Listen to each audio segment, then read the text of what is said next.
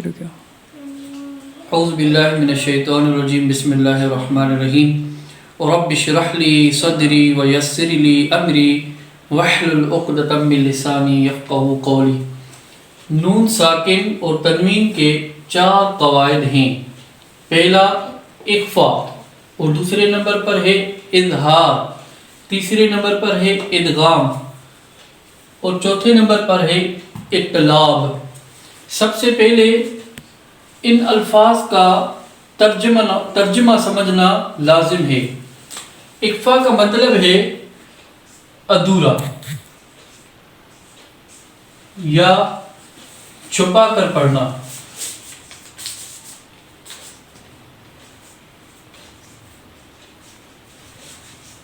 اور اس کے بعد ہے اظہار۔ اظہار کا مطلب ہے ظاہر کر کے پڑھنا۔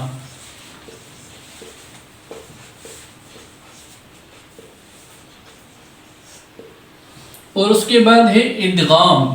ادغام کا مطلب ہے ملا کر پڑھنا۔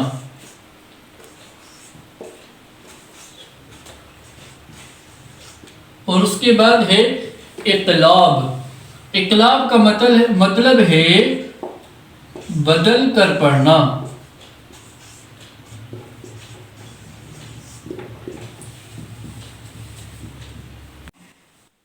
شروع کیا اعوذ باللہ من الشیطان الرجیم بسم اللہ الرحمن الرحیم۔ میرے واجب الاحترام دوستوں اور بزرگوں، میں نے پہلی ویڈیو میں یہ سمجھایا تھا کہ نون ساکن اور تنوین کے 4 قواعد ہیں: اخفا، اظہار، ادغام اور اقلاب۔ اخفا اور اظہار کا میں تفصیل کے ساتھ اس کو بیان کر چکا ہوں۔ آج کی ویڈیو میں ادغام اور اقلاب کو حل کرنے کی کوشش کروں گا۔ لفظ ہے ادغام۔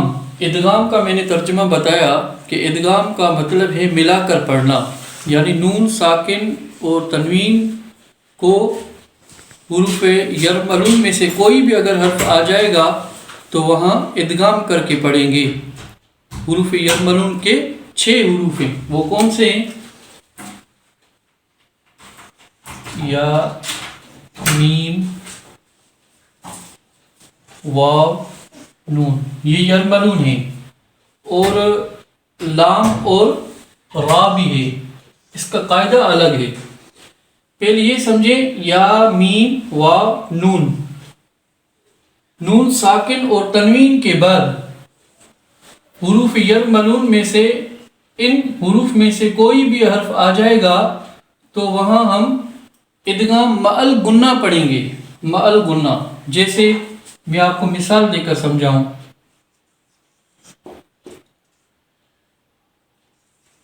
من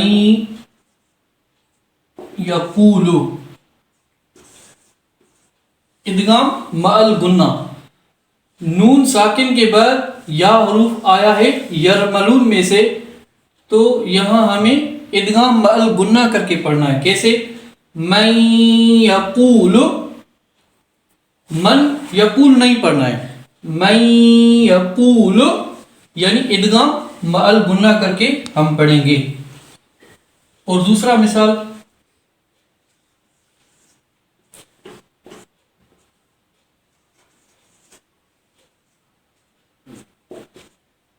ممن، یہاں بھی ہم ادغام مع گنہ پڑھتے ہیں، یعنی نون ساکن اور تنوین کے بعد حروف یرملون میں سے کوئی بھی حرف آئے گا تو وہاں ہم ادغام مع گنہ پڑھیں گے۔ اور دوسرا مثال،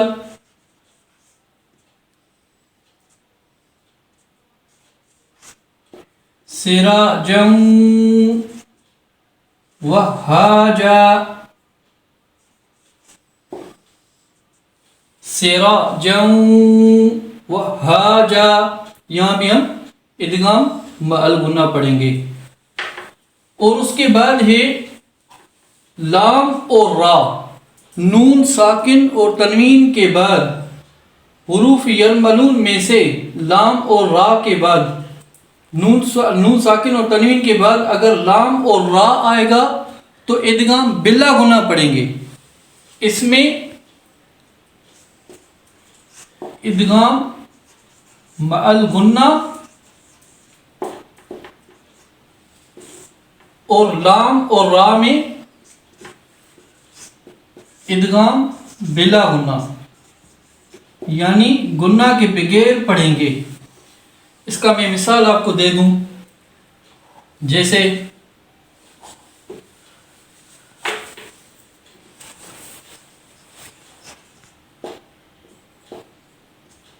فتنۃ لکم،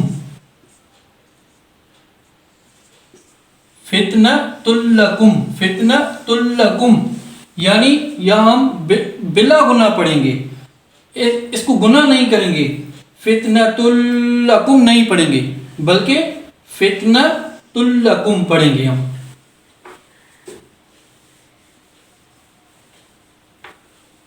یہ ہے ادغام کا قاعدہ جو میں نے آپ کو بتایا۔ اور اس کے بعد ہے اقلاب۔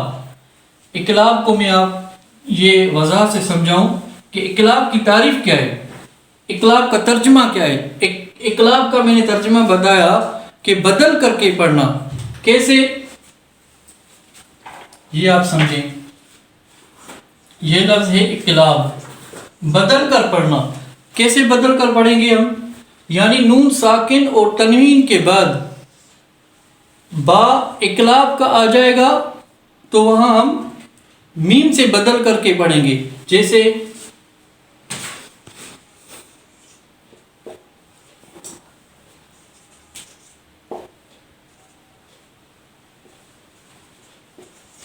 من بعدی، یعنی نون ساکن اور تنوین کے بعد حروف اقلاب کا با آ جائے گا تو وہاں ہم نون ساکن اور تنوین کے بعد اگر اقلاب کا با آئے گا تو ہم اس کو میم میں بدل کر کے پڑھیں گے۔